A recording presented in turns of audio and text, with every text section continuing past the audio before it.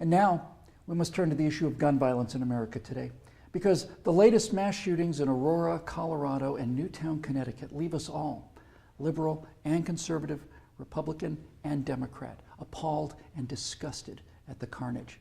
Now, some people, and that includes many of you in this room tonight, want to place the blame for this horror on things like 30-round magazines or semi-automatic rifles. We want to blame something, anything that we can control. But what we really want to ban is violence and murder and insanity. Now, we don't talk about that, though, because deep in our hearts, each of us knows that violence and murder and insanity are built into the human condition and likely always will be. You know, there are two kinds of animals in this world, predators and prey. No one watches a leopard chase down a gazelle and denies that the gazelle has a right to use its hooves and horns to protect itself from the predator.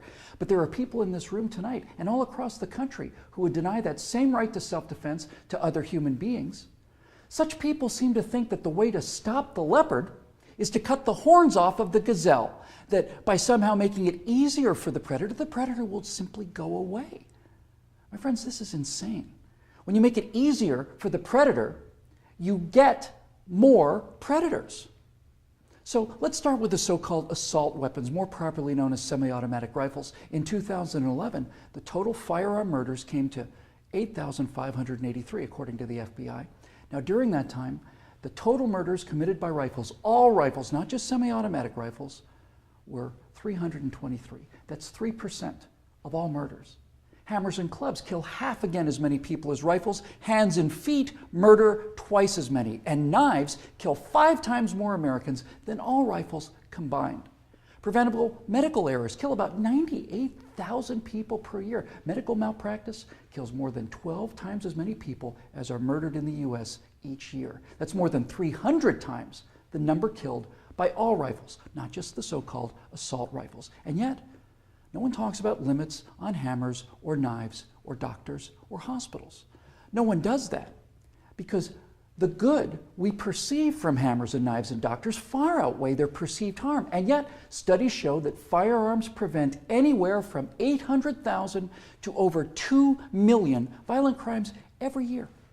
The lowest estimate means that 100 times more violent crimes were prevented with firearms than the total murders committed with firearms. That's 100 times as many. Now, in October of 2007, Amanda Collins was walking to her car after a night class at the University of Nevada at Reno.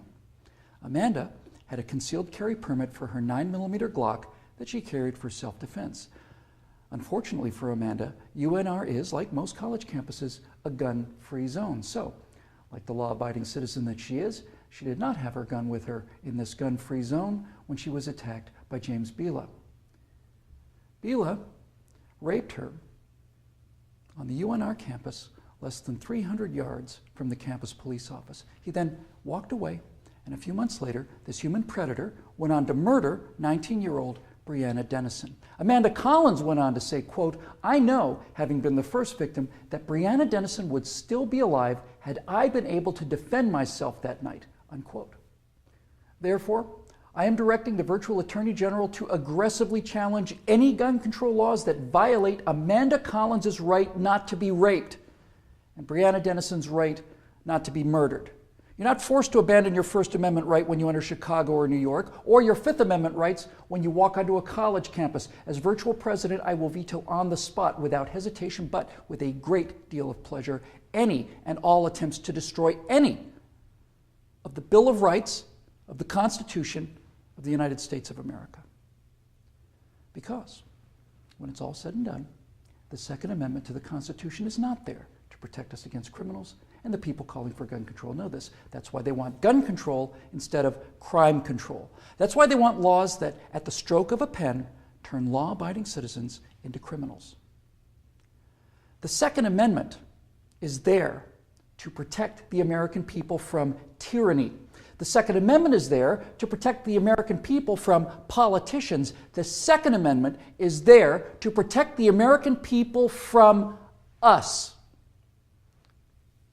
Now, Some politicians claim America deserves a vote on this issue. Okay, let's have a vote. Those of you advocating infringement on the right of the people to keep and bear arms need to go to the American people with the 28th Amendment, which would simply read, the Second Amendment to the Constitution is hereby repealed. That would, for the first time, give you the legal authority to do what you have been doing and what you are trying to do now in direct violation of your oath of office to defend the entire Constitution of the United States, not just the parts you happen to approve of.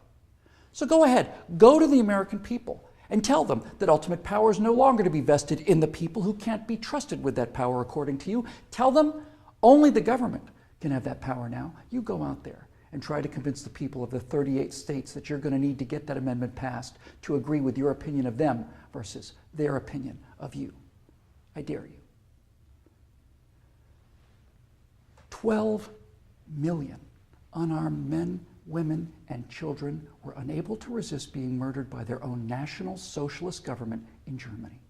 Perhaps 50 million unarmed men, women, and children were murdered by their own Union of Soviet Socialist Republics. 50 million Chinese murdered by their own government under Mao, who also disarmed his people.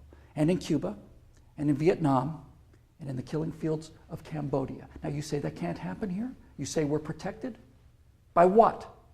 By the Constitution that you're in the process of destroying? You are in violation of your oaths of office by so much as introducing this legislation, let alone passing it. My fellow Americans, the previous inhabitants of this chamber watched as 100 million people were murdered after being disarmed by their own governments. Every single one of those men, women, and children were as real and precious and irreplaceable as the children at Newtown. And I tell you here and now that I will be damned if I will let that happen to the American people.